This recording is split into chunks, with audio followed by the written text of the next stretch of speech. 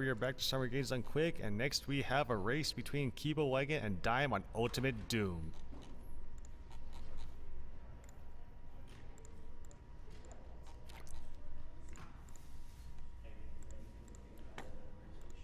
Alright, we got a $150 donation by Riank. No comment, but thank you for the donation.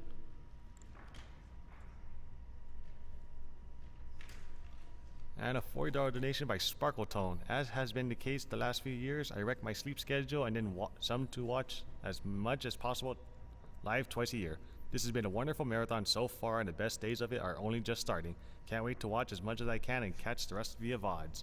A bit to Pokemon Snap, also a bit to saving the animals because it's been way too long since we have. Yep.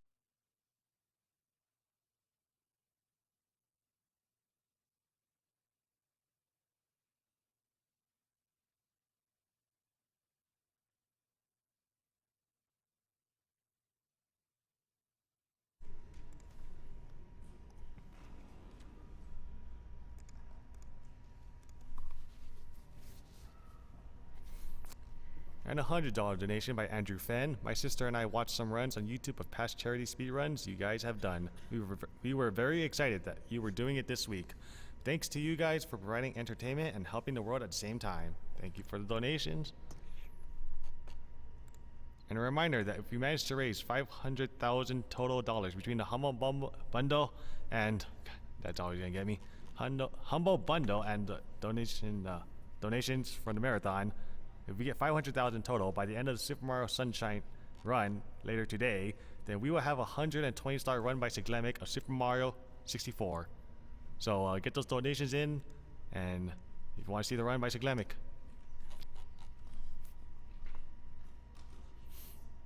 And we got Ultimate Doom coming up while they're still setting up.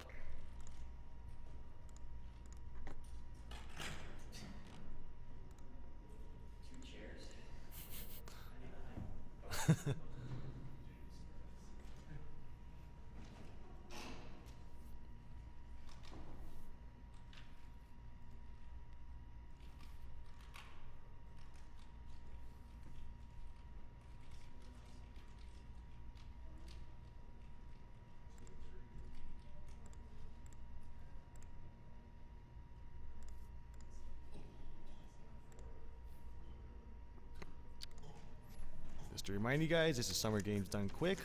This is a speedrunning marathon to provide donations for Doctors Without Borders, being hosted by Speed Demo's Archive, the premier community for video game speedruns, and SRL, Speedruns Live, the best site to race video games online against others. And all proceeds are going towards Doctors Without Borders, international medical humanitarian organization created by doctors and journalists in France in 1971.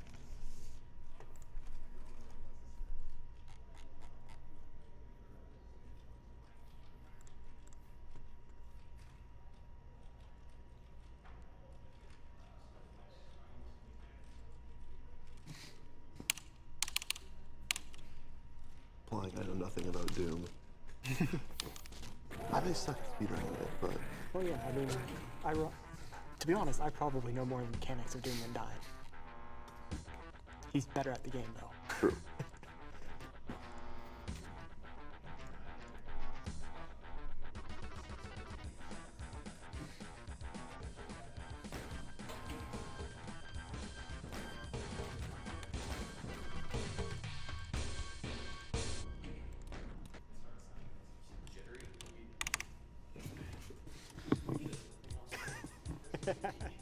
Wait, He just wants it for the music. Just for the stream. what up, Hit? Just wanted some Nicholas Monty. Into Sandy City.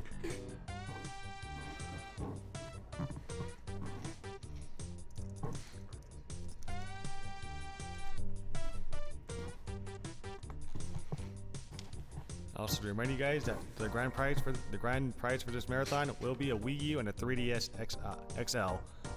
If you donate $35, 3DS XL. and if you donate $35, you will be put into the bidding. You could get into the bidding 3 times, so a total of $115 total throughout the entire marathon will get you 3 drawings into the Wii U and the 3DS XL grand prize drawing.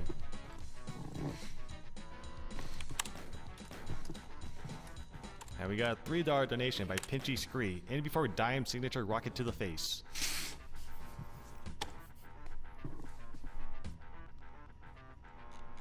I'll second that.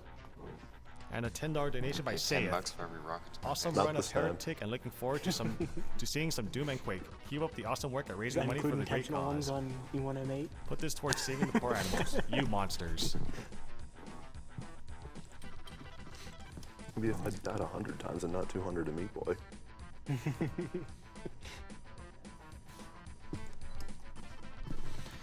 the sensitivity is good though.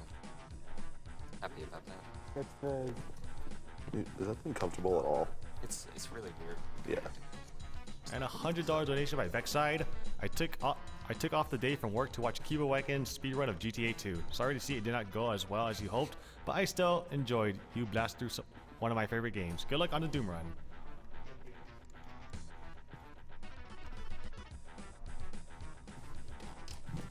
Twice. And we got a $100 donation by Anonymous. Thanks for all the great videos. You guys are stopping me from working today. Keep it up. Alright guys, keep those donations going if you want to see Chiglemic run 120 stars of Super Mario 64.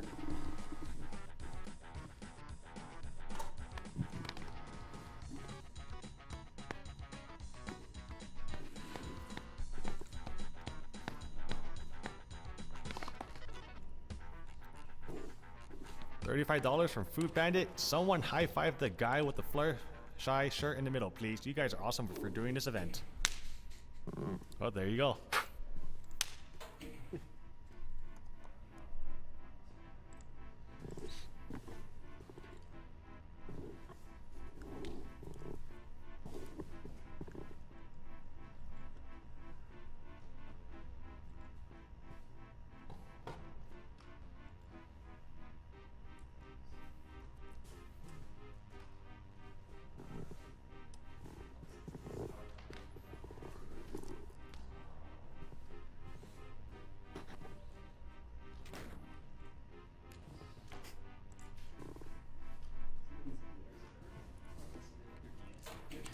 We have a $20.10 donation by Clone Pickle. Let Kubelwagon choose where this $20 goes. Let Dime choose where the remaining 10 cents go. When's the maximum Doom race happening?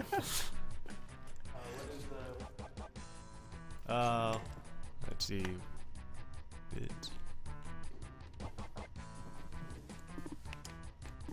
Let's see, what has it been met?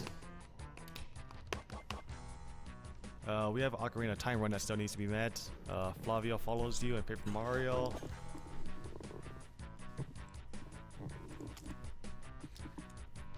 Glitch 80% run of Super Metroid has not been met yet. Guess I'll put my 10 cents there.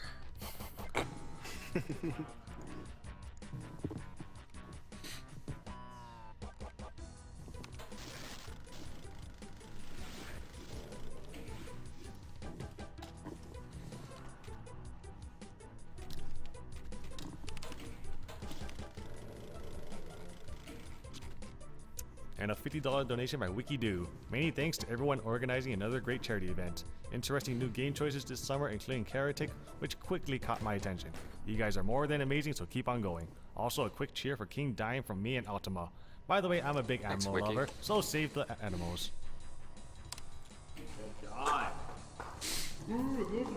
Streamer, that's not Ultimate Doom. Gotta play some Tyson. Please, anyone can Tyson this mission. I'll learn it for next. I'll learn it for SGDQ and I'll beat Dime, even though he has the record.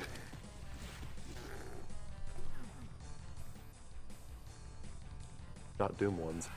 I don't know how optimized is TNT Doom. Still needs work, for sure. I didn't even know he had the record until I asked him this week. Test, test. Test. Okay, can you hear Alright, it? folks are good. Is it good? Can we get a roll call? I'm Dime. Alright, I'm Crate, Matty Ice. and this is Cubeface, who you just saw playing Heretic. All right, you guys both ready? Yeah. All right, I'll give the countdown. Wait, okay. We got 5. Yeah. Yeah, Dime's got some desktop showing. I guess just before we get started here, I'm gonna give a shout out to the Doom community, because it's been around for about 20 years now, and speedrunning has also been around for 20 years in Doom, which is pretty crazy. So shout outs to Doom World, shout outs to ZDoom, /VR thread, pretty much everyone.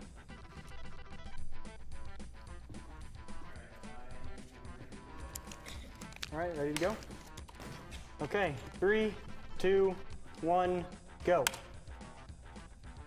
Okay, so probably most of you are at least familiar with Doom. So this is, as CubeFace talked about, the same engine more or less as Heretic. So there's going to be a lot of the same stuff going on. A lot of strafe running since it's faster. Probably the big thing about Doom, and especially episode 1, is that it's very deadly. You're not going to see it so much in the first 2 levels, but E1M3 is one of the hardest levels in the entire run. Yes, E1M3 has a lot of shotgunners, and shotgunners have high max damage. Yeah, they can do anywhere from 3 to 45 damage when they hit. So even at full health with 200% armor, you can die in 4 shots if you're unlucky.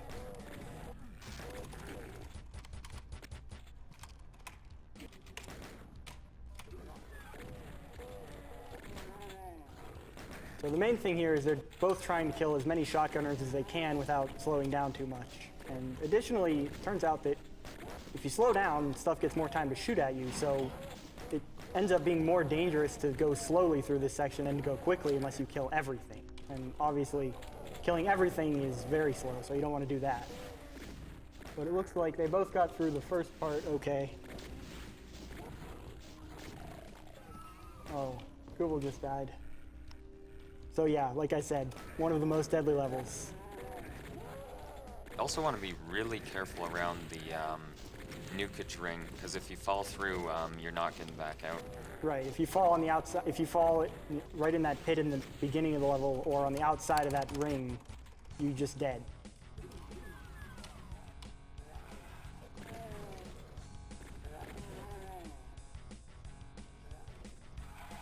Yeah, there's some health in the middle of the ring, which is what Kubel jumped in to grab.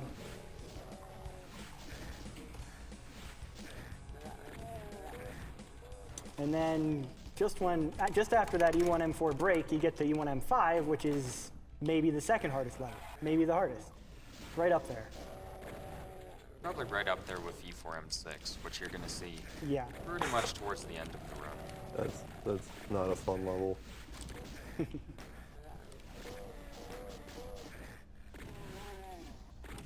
Yeah, so in this run, the main dangers of dying are in episode 1 and then a couple specific missions in episode 4. Most of the stuff in between is not so likely to kill you, but you can still lose time everywhere since movement is really important in this game. There's actually 2 types of strafe running in Doom, and you're going to see me doing a lot of inputs compared to something like Duke Nukem 3D, which also has SR50. And the reason for that is because you can actually switch your angle when you're using SR50. So every time I do any sort of turn, I have to take off my input so I can turn. And yeah, that SR50 is really a lot of what separates the good Doom speedrunners from the best Doom speedrunners. So I speedrun Doom too. Well, Doom also and Doom 2. But I do it a little more casually than these guys, so I don't use nearly as much SR50. And I lose seconds on every single level because of it.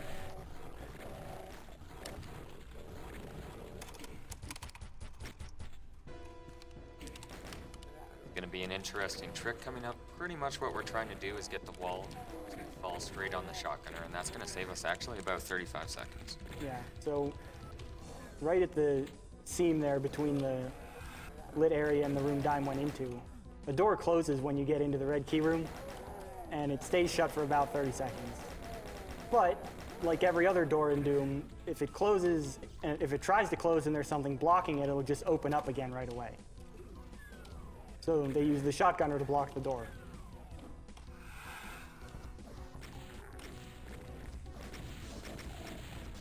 And here, Dime's going through a secret to skip a big part of this level.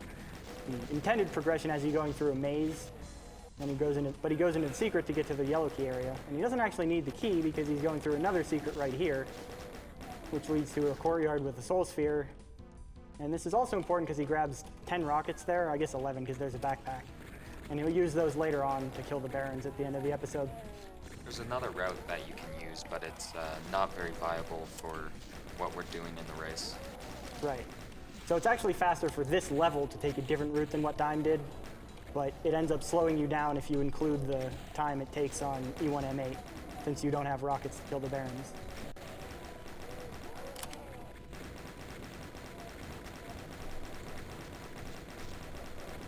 Alright, and if Dime gets through these Spectres, he's going to be on to E1M7, and that's the third difficult level in Episode 1.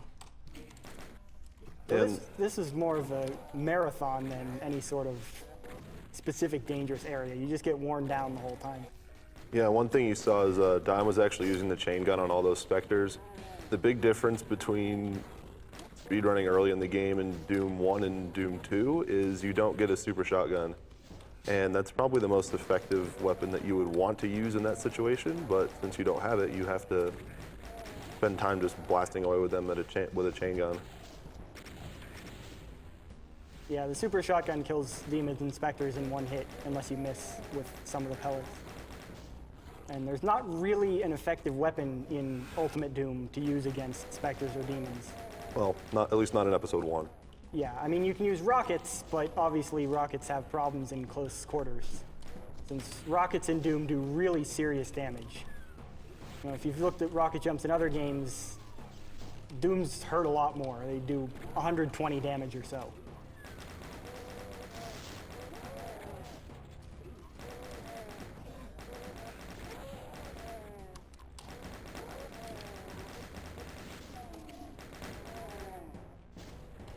All right, so Dime actually got through this with a lot of health left, so that's going to make him nice and safe on E1M8. There's going to be one issue here, which is I only have 9 rockets, and I route for 10.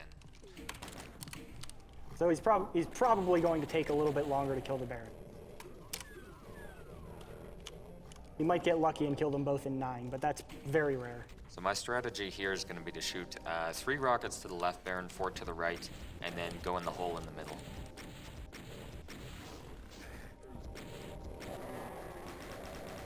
As you can see, there's a bunch of Spectres running around there, and Dime got pretty lucky with where the Barons went, so he killed them both in 9 rockets. Yeah, that was some really efficient damage. All right, that jump's reasonably hard. There's some other hard jumps coming up. So that was a pretty good Episode 1, Deathless. Yeah, what you saw there is he actually, while the platform was coming down, he used a little bit of the ledge of the platform to get some extra distance on his jump.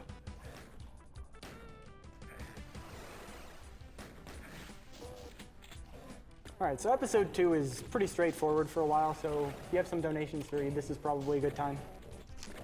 All right, we got a $30 donation by Turnsman. Shoutouts to Dime and the monthly speed mapping for Doom. I have a question for Dime. When's low percent maximum brutal Doom 3 Nightmare No Monsters by Nicholas Monty on Android? With no left or right. Category, the community would ban me or something. Don't forget, you can't move left or right in that run either. And he also has another $200 donation. Hey Dime, Maximum Doom UV Tornado Max when? PS, by yearly reminder that Brutal Doom sucks, and if you disagree, you're objectively wrong and should pick up the book, Being Wrong and Dealing with the Fact That You Have Bad Taste. Thanks to Tarnsman. He's Thanks, a pretty Tarns. active mapper in the Doom community right now. And a $5 donation by P. Brock. Chirno's worst mod here. I'll donate another $10 to Chirno Strokes the Beer with the guy in the middle. That's great. Knock off the mic. Oh well. Cherno, you better demod that guy if he doesn't pay up. Shots fired. And we have a $55 donation by Adam AK. Anime K here. Here's $55 towards Dime doing Plutonium Map 11 UV Tornado Fists only while playing some more than sick Nicholas Monty music. Best of luck with the race.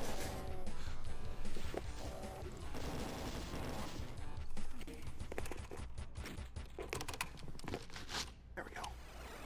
Like, did you create a Doom meme somehow, Dime? I suppose so. Is that like a thing now? So there's a map set called Nicholas Monty's Musical Adventure, and it's great. I would highly recommend it. Very good level design.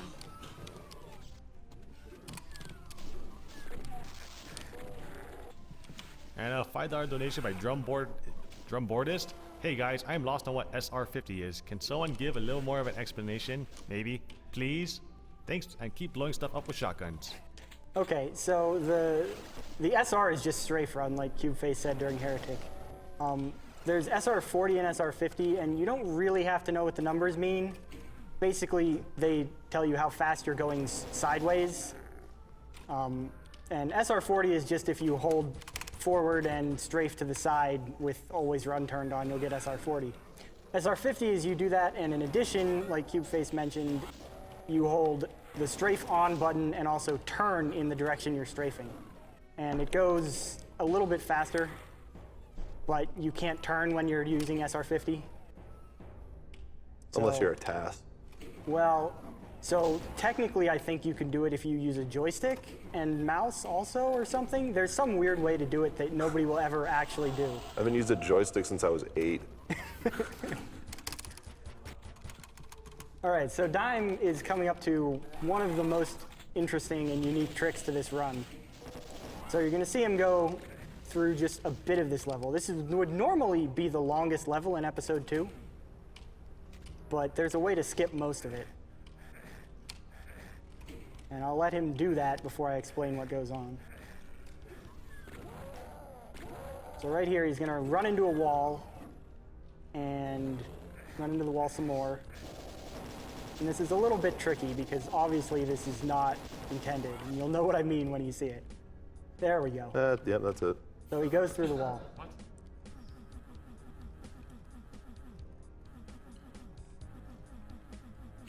There we go. All right, That was and pretty he was fast. trying to use an audio cue. An audio cue to tell when to press that switch, because that switch press is actually a little bit different from a lot of other ones that look similar. You actually have to press the intersection of where the switch hits the void outside. And then right after that trick, you get the rocket jump in the map Dime's on now. And there you go.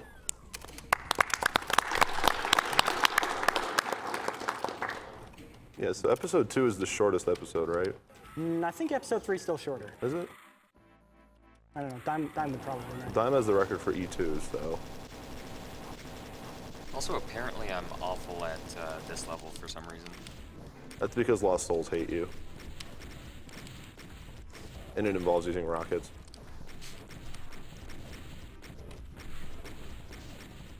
So I really want to stay close on this fight, because the Cyber Demon is...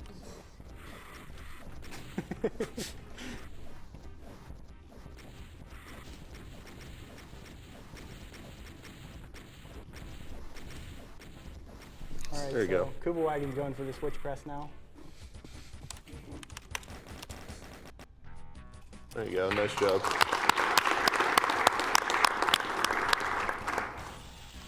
Yeah, so for anyone who remembers the 2 AGDQ runs of Doom, basically what you saw there was it's a form of a glide, where normally for a glide you would kind of wedge Doom Guy between a 32 pixel wide gap.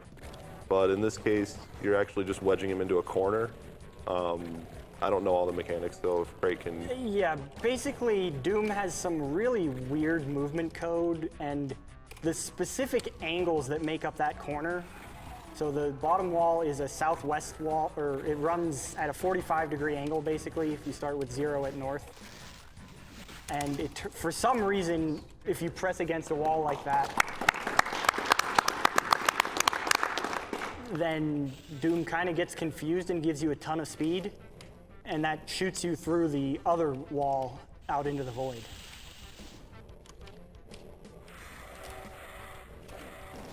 Yeah, and it just so happens that fortunately in that level, you can actually do something from the void. Yeah, there are some other levels where you can get outside, but it's pretty rare to be able to do anything useful from there.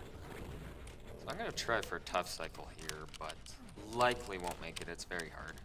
Yeah. Yeah.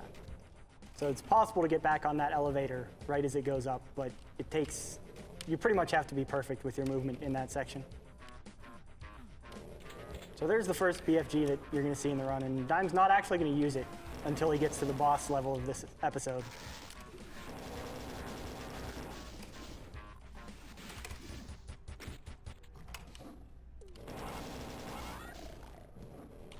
So I don't actually like the invulnerability. I don't think it looks good on stream, so I'm gonna skip it. Yeah, there's an invuln It looks a there. lot better in Doom 64. There's an invuln there. It would take like a valuable three or so seconds to grab, so we don't need to spend that time. So why bother? Episode 3 is probably the easiest episode to run. I mean, it's still hard because it's Doom, and there's still lots of movement optimization. But it's not as deadly as Episode 1, and the tricks are not as hard as the ones in Episode 2. So what you're seeing Dime do here is he's trying to line up in a specific way so he can actually grab a key through the wall there. Wow. You hit the guy, got it. That was new. So I actually ran into a zombie min there, so I didn't think I was gonna get that. But yeah, that's another, it's basically the same sort of oddity as the Void Glide, where you go a little bit into the wall more or less, and then Doom gives you the key, and then it realizes you're in the wall and puts you outside of the wall again. Yeah, it's pretty similar to, you know, the key grabs that Peaches did in Doom 64 and Yeah. the one or two that Cubeface did in Heretic. This is the only time you're gonna see a berserk, so we're gonna make use of it. Oh, that was bad.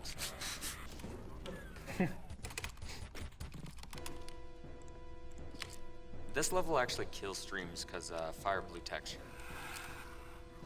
Yeah. So if you're This watching, level also kills casual players because it's incredibly confusing. Yeah, so if you're watching on low quality, sorry for the pixels. RIP mobile.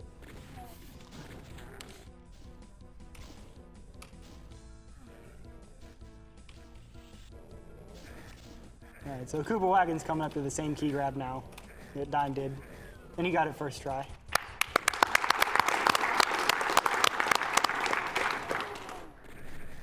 Yeah, most of the setups for a lot of the tricks in Ultimate Doom are fairly consistent. Most runners will, you know, they'll have a weapon of their choice that they're either using at that point or gives them a really good visual cue and line it up with a certain pixel on the wall and then just perform their inputs, and more often than not will be fine. Yeah. Yeah, there's very no low plasma right now, so it makes this part here extremely dangerous. Yeah, there are no super hard rocket jumps or anything in Ultimate Doom. Nothing like the dead simple rocket jump in Doom 2, for instance. Or the one that Dime doesn't do in TNT. Yeah. So in TNT, there's actually a rocket jump where you have to do a 180 turn. No, it's like a 90-degree turn after you do it. It's incredibly hard. It looks really cool though.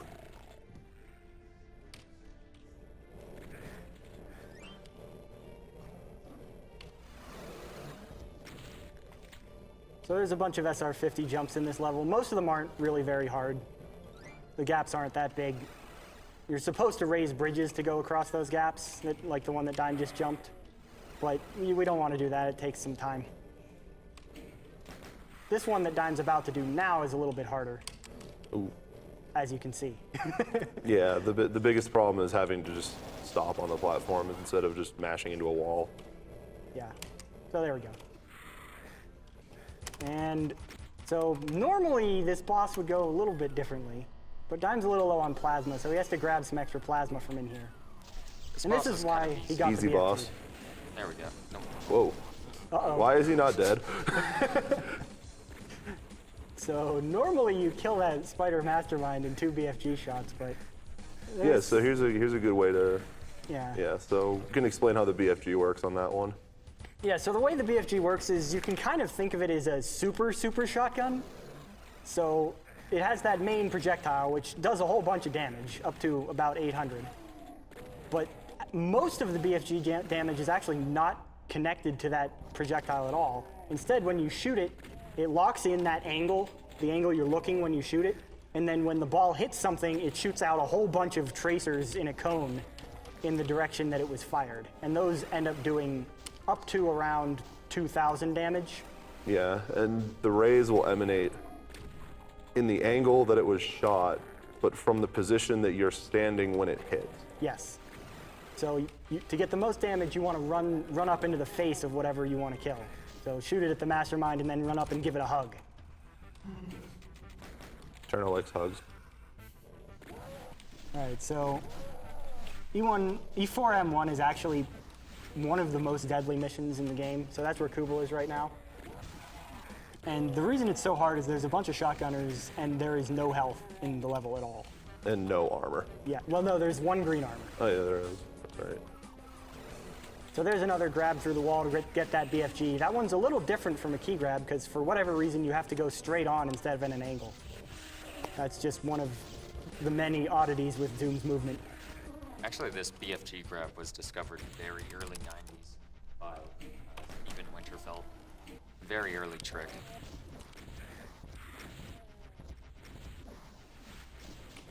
So I'm going to shoot a lot of rockets here just to make sure I don't get the Spectres and the Pinkies in my way at the end of the map. Yeah, if you don't kill them, they will block you later on. And that secret that Dime just got right there with the backpack and the blue armor, that's actually a very important secret. He's going to want a lot of plasma for E4M6, and he's actually going to carry this armor all the way into E4M6 also. We're going to be doing a really cool strat on E4M6, which likes to work not very often. Yeah, there's no way that the strat Dime uses is ever going to be reliable because you need the Cyber Demon to cooperate, which you'll see when he gets there.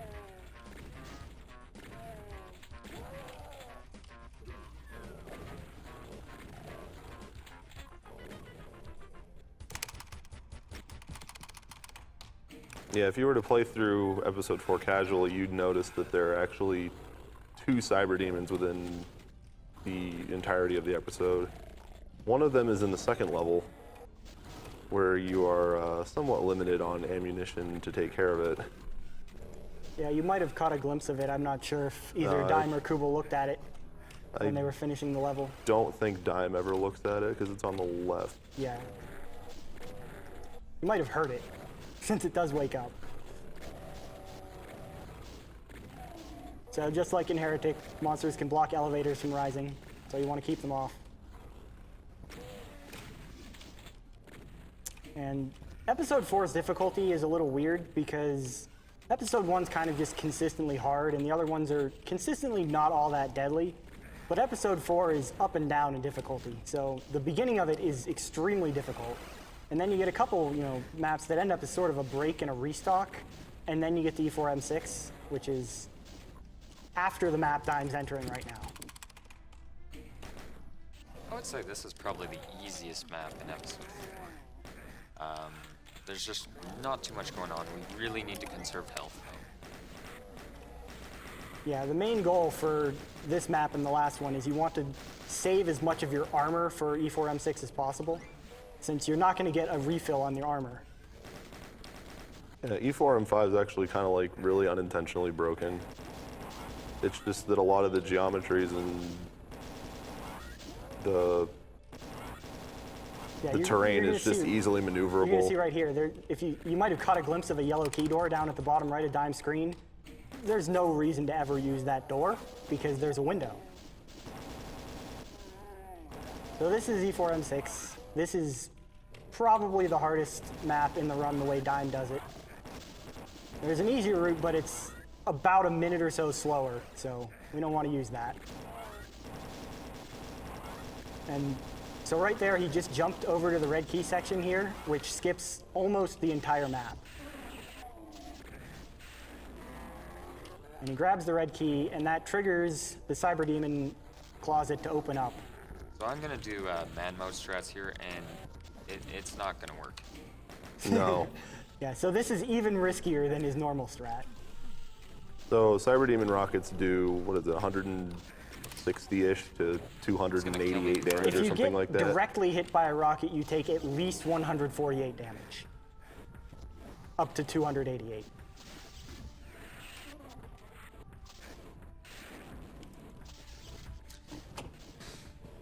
So you see the Cyber Demon up there, and you can tell he's in a very bad position to fight, because if you run in to where he is, there's no room to dodge.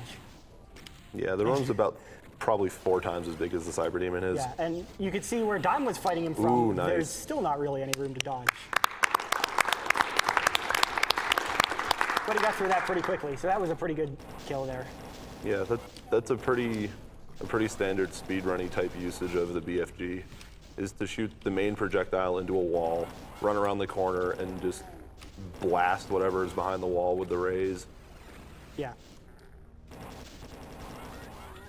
So right here, Dime's going to try to do a pretty tough jump over the exit platform, and he didn't get it Yeah. because he hit the wall. So you can actually jump straight to the exit platform from the entrance to the room, but if you mess it up, everything is woken up and they start moving around, and you don't really get a second chance at it. Fortunately, the pretty easy to finish otherwise, because you can just get right here and raise the platform to the middle. Yeah, so Kubelwagon's at the Cyber Demon now. And you can see he kind of just finished the level randomly, but the exit switch is actually just in the middle of that platform, and you just have to face toward it. Yeah, you can press the switch even though it's in the floor.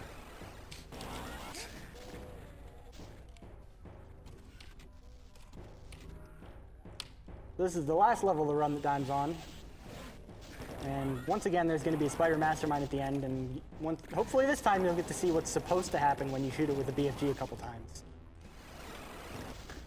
All right.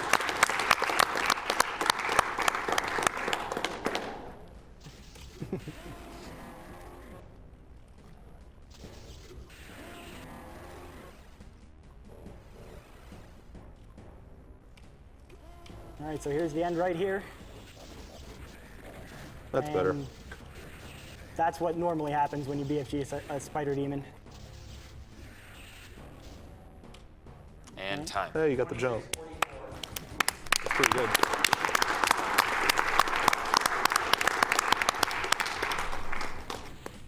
All right, so we'll see if Kubel gets this jump on E4M7. Nope. Well, that's a shame. It's a pretty tough jump. It's probably the hardest SR50 jump in Ultimate Doom that they do in these runs. There are actually some harder jumps that they don't do. There's one in E4M3 you can actually complete the level in about 10 seconds, but that jump is incredibly hard, and it makes E4M6 more difficult because you don't get the resources.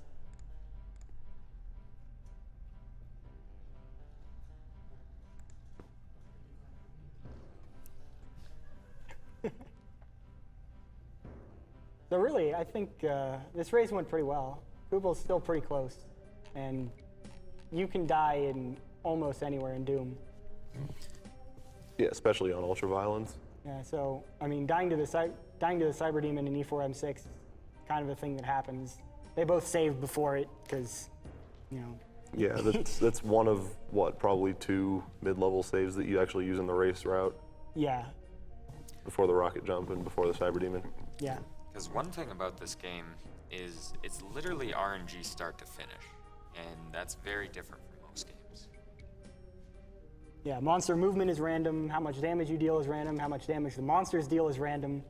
If there's something you think might be random, it probably is.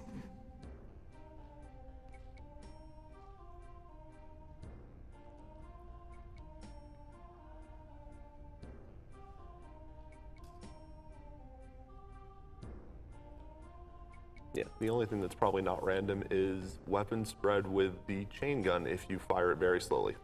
Yeah. For some weapons, the first shot you fire is perfectly accurate.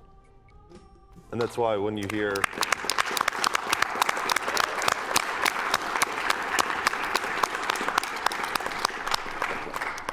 that'd be a reason why if you hear Like if Dime has his push to talk on, you'll hear him click, click, click, click, click, click, click with the chain gun because it keeps it perfectly accurate. So I think coming up is Cube Face and Quake 100%, so you don't want to miss that. All right, good race, guys.